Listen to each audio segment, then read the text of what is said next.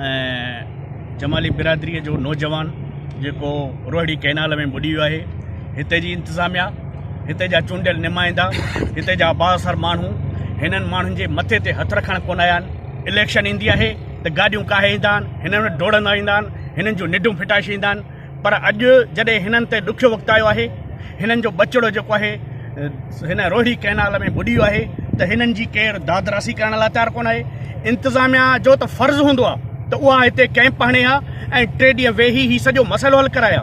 पर असांजो चेयरमैन सिंध मेमन ताल जो चेयरमैन हाजी अब्दुल मेमन साहब जीअं ई दोस्तनि हुनखे इतला कयो त हू हिते रोहिड़ी कैनाल ते पहुतो आहे। असीं हिन रोहिड़ी कैनाल ते बीठा आहियूं।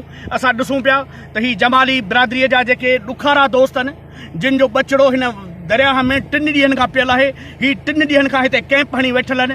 पर को बि अहिड़ो इंतज़ामिया जो माण्हू, न चूंडियल नुमाइंदनि जो माण्हू, न को चूंडियल माण्हू हिते आयो आहे। असां मुतालबो था कयूं त फौरी तौर ते हिते जेके टोबा पहुचाया वञनि। इंतज़ामिया तहरक वठी हिन जेको बचिड़े जो लाश आहे उहो कढाए।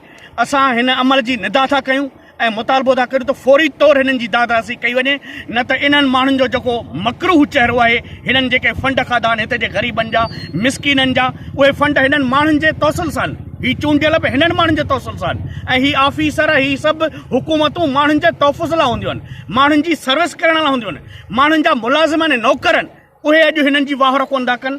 उन्हनि खे असीं सभिनी खे मुतालबो था कयूं त फौरी तौर ते हिननि जी मदद कई वञे, त जीअं ही पंहिंजे बचिड़े जो लाश कढी सघनि ऐं पंहिंजूं आख़िरी रस्मूं पूरियूं करे सघनि।